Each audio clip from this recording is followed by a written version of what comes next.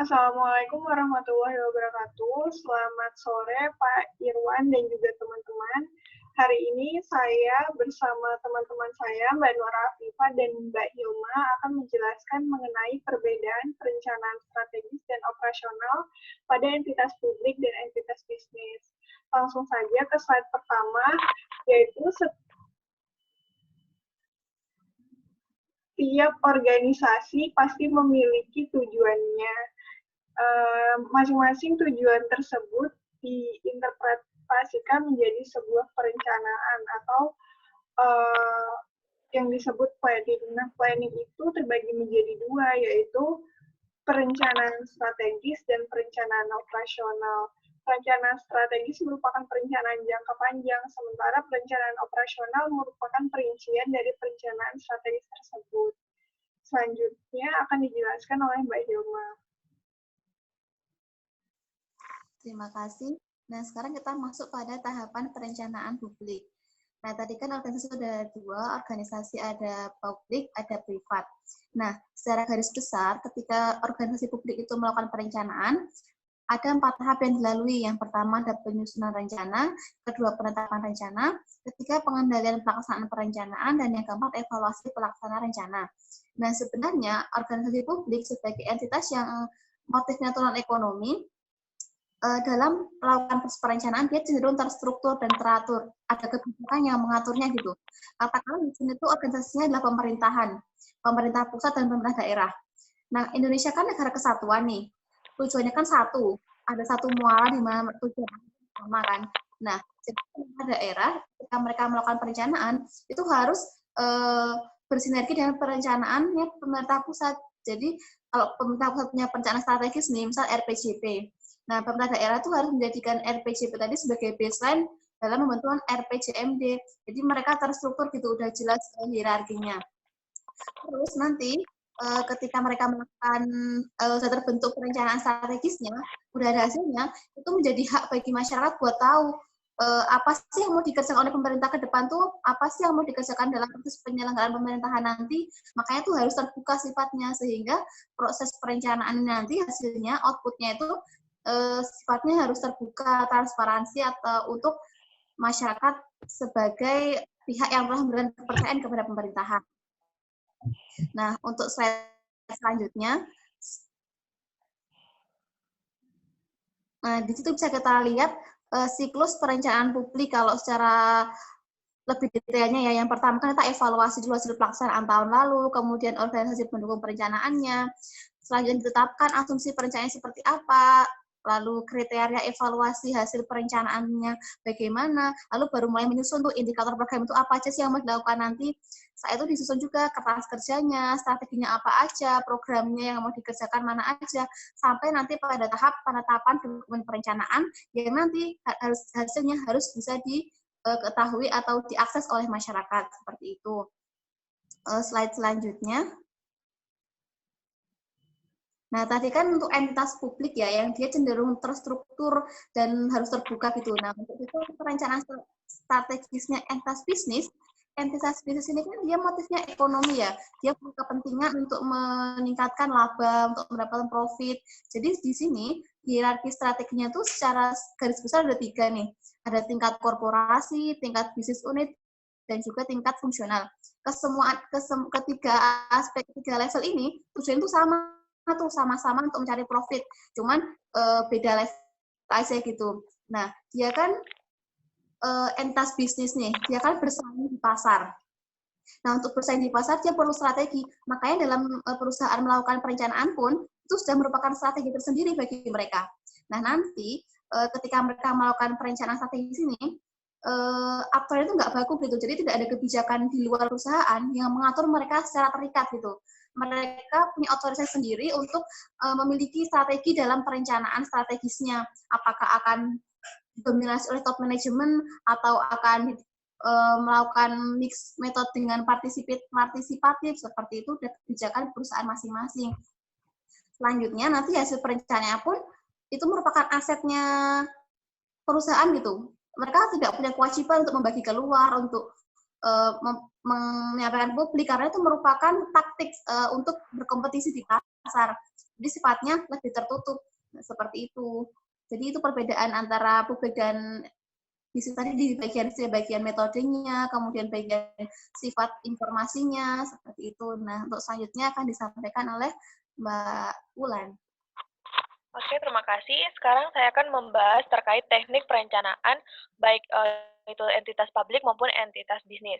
Nah, sebelum kita bahas apa itu teknik perencanaan, kita akan membahas bahwa perencanaan dalam entitas publik itu merupakan proses yang paling krusial dalam penyelenggaraan pemerintahan, karena ini berkaitan dengan tujuan dari pemerintahan itu sendiri, yaitu untuk memberikan kesejahteraan kepada rakyat, masyarakat. Nah, sehingga dalam perencanaan itu harus dapat membuat langkah-langkah yang tepat dalam melakukan perencanaan yang komprehensif agar sasaran dan tujuan dapat tercapai.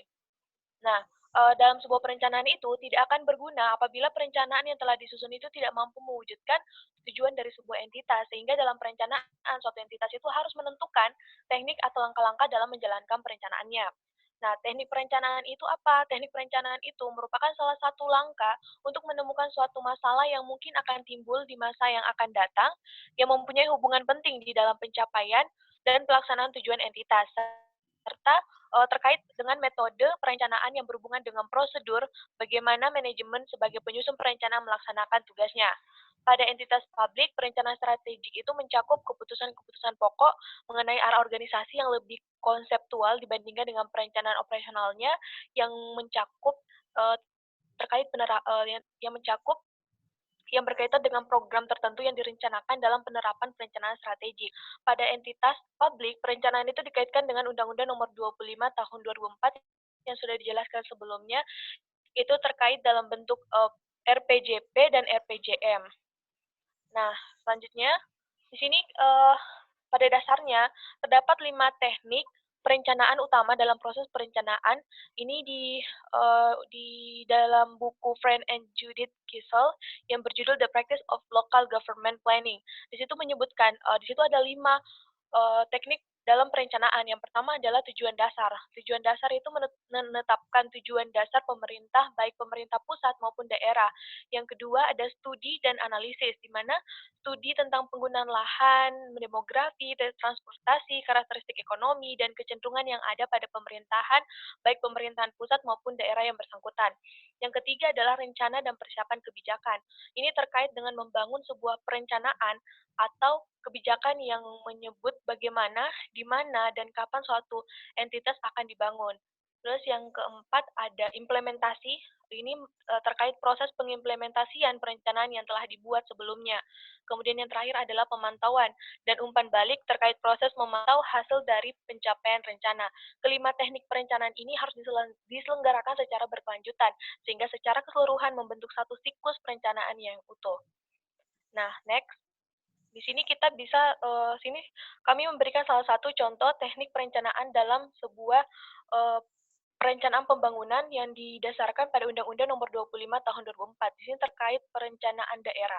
Kita bisa lihat di sini alurnya di sini ada RPJP nasional, ada RPJP daerah, di mana RPJP daerah itu berpedoman pada RPJP nasional. Next. Selanjutnya kita masuk ke entitas bisnis. Nah, kalau entitas bisnis, perencanaan itu merupakan alat yang sangat penting dalam pengambilan keputusan dan kebijakan bagi perusahaan. Tujuannya agar kegiatan bisnis yang dilakukan maupun yang sedang berjalan tetap berada di jalur yang benar sesuai dengan yang direncanakan, serta merupakan pedoman untuk mengetahui posisi perusahaan, arah tujuan perusahaan, dan cara mencapai sasaran dan tujuan yang telah ditetapkan, di mana perencanaan harus mampu memuat tahapan-tahapan yang harus dilakukan untuk memaksimalkan peluang keberhasilan. Di sini secara garis besar ada beberapa teknik-teknik perencanaan dalam suatu entitas bisnis. Yang pertama adalah perumusan sasaran. Penentuan sasaran yang tepat akan menentukan banyaknya kegiatan yang akan dilakukan dan seberapa banyak atau panjang jangka waktu yang akan dibutuhkan. Kemudian yang kedua adalah penentuan tujuan dan strategi yang terdapat pada saat ini adalah sebagai seorang pemimpin dalam suatu entitas harus bisa memberikan pengenalan terhadap tujuan dan strategi yang ada dalam sebuah entitas mereka. Kemudian yang ketiga ada analisis lingkungan. Tujuannya adalah untuk dapat menentukan cara bagaimana perubahan dalam teknologi, sosial, ekonomi, budaya, hukum, dan politik suatu entitas yang secara tidak langsung itu dapat mempengaruhi entitas. Yang keempat, ada analisis sumber daya yang bertujuan untuk mengetahui seberapa memadai sumber daya yang dimiliki oleh entitas. Yang kelima, ada mengenali ancaman dan kesempatan yang dilakukan dengan menggunakan analisis SWOT. Analisis SWOT itu merupakan alat analisis yang dapat membantu manajer dalam menentukan dan mengembangkan strategi dalam menghadapi persaing dalam entitas bisnis.